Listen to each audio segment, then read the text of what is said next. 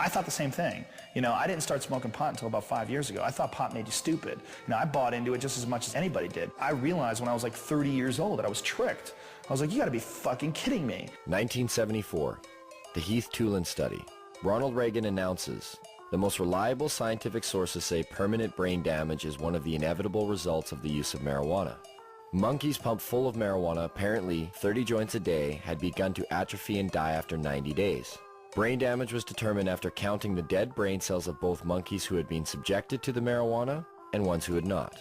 This study became the foundation of the government, and other special interest groups claim that marijuana kills brain cells. Here's what they didn't tell you. After 6 years of requests, how the study was conducted was finally revealed. Instead of administering 30 joints a day for 1 year, Dr. Heath used a method of pumping 63 Colombian-strength joints through a gas mask within 5 minutes over 3 months. They suffocated the monkeys. What they did is they put these gas masks basically on their face and they pumped pot into it, but without additional oxygen. So after X amount of time, the brain shut down. Well, if you suffocate, the first thing that's going to happen is your brain cells are going to die with lack of oxygen. So what they did is they suffocated the monkey, showed all these dead brain cells, and then went on to associate it by saying that cannabis use causes your brain cells to die. And how many people, not knowing the origin of the study, have gone on to quote it and re-quote it. And now people believe it. Studies since have shown no signs of any brain cell damage. In 2005, new research suggested that marijuana could possibly stimulate brain cell growth. That study hasn't received the same attention. Another common belief, marijuana causes lung cancer.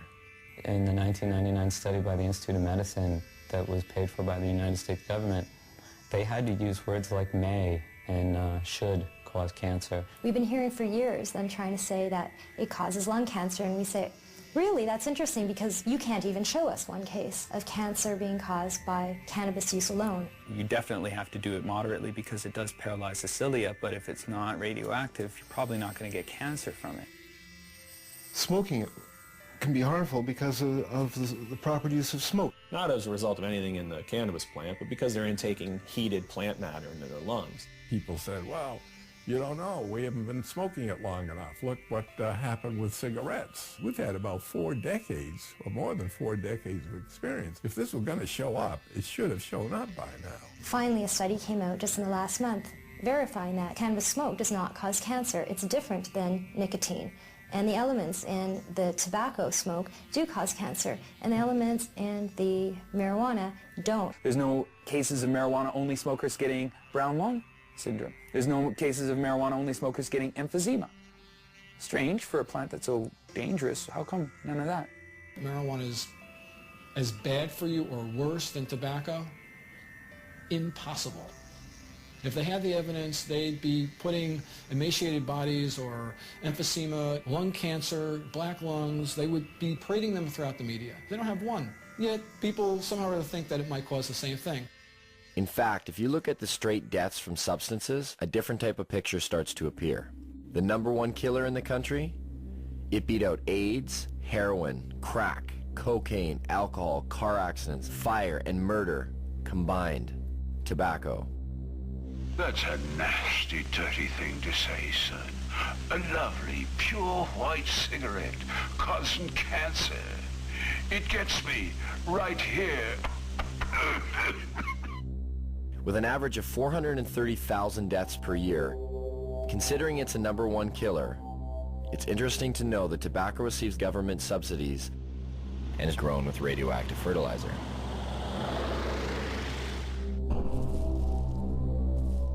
Now get out there and sell cigarettes! #2 on the list? If we don't include poor diet and physical inactivity, with well over 85,000 deaths a year, alcohol. As we look much further down the list, there are others that may surprise you. Caffeine comes in with 1 to 10,000 deaths a year. And some of our most popular pain relievers, non-steroidal anti-inflammatory drugs such as aspirin, still make an appearance with over 7,500 deaths annually. Where does marijuana lie in this? What kind of staggering number do we find? I don't know, 50,000? 250,000? 300,000? For marijuana, I'd probably say then 80,000. I would say it would be hundreds of billions. Get ready for it. Here it comes. There are no deaths from cannabis use. Anywhere. You can't find one. In 10,000 years of known use of marijuana, there's never been a single death attributed to marijuana. There's 400,000 deaths in America alone every year that are directly attributed to tobacco. I've heard that you have to smoke something like 15,000 joints in 20 minutes to get a toxic amount of delta-9 tetrahydrocannabinol. I challenge anybody to do that. And even in the animal studies where people have loaded the animals up with doses that would be hundreds of times what a human could possibly be exposed to, no, the animals don't die. The LD50 seems to be astronomical. I mean, you can die from ingesting too much aspirin. You can die from ingesting too much coffee. The drug warriors who say we have to protect society, save these people, are being just a little bit disingenuous. Not one university or medical facility has ever recorded a single death directly attributed to marijuana. But never mind that. There's other problems, other reasons to fear it. Take addiction, for example. There are more kids in addiction clinics for marijuana than any other substance. This must mean that marijuana is the most addictive substance today. It's undoubtedly true that there are more teenagers and kids in treatment for marijuana than all the other drugs combined. What the DEA never tells you is why that's true. A kid is caught possessing or smoking marijuana. He's taken to court. He's given a choice. Either you some horrible penalty, or you go to a treatment center. Obviously chooses to go to treatment, and goes to treatment there, he's considered an addict. But then the DEA gets to point to that stat and say, look at all these kids in treatment for marijuana. God, it must be because today's marijuana is not the marijuana that your parents were smoking. As far as I understand, only 3% of the people in treatment for marijuana are there voluntarily. The other 97% were told to by their guardian or told to by a judge. So you can choose between jail or treatment. And a lot of people choose treatment. It provides no basis for speaking about addiction. Anybody who is at all sophisticated about marijuana would rate them the way two researchers were asked to rate drugs in order of addiction. Nicotine was 1, alcohol was 2, then heroin, then cocaine, then coffee, and then marijuana. There may have been a couple of other drugs, but marijuana was at the very bottom, below coffee. This narcotic, unlike the opiates, the synthetics, and cocaine, is non-addictive. What do you mean by non-addictive? By non-addictive, it is meant that the user of marijuana, when deprived of the drug, will not experience the agonies of withdrawal. It is habituating, but its use can be discontinued. Then what is its danger?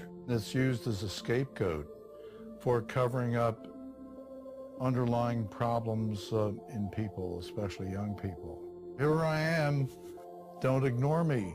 If you use marijuana on a daily basis for a year or so, and you stop using it, you're going to notice some differences, but nothing like the kind of withdrawal people will experience in withdrawing from either tobacco or heroin. But why would the government and the DEA want to put a statistic like that out there? We'll learn more about that later.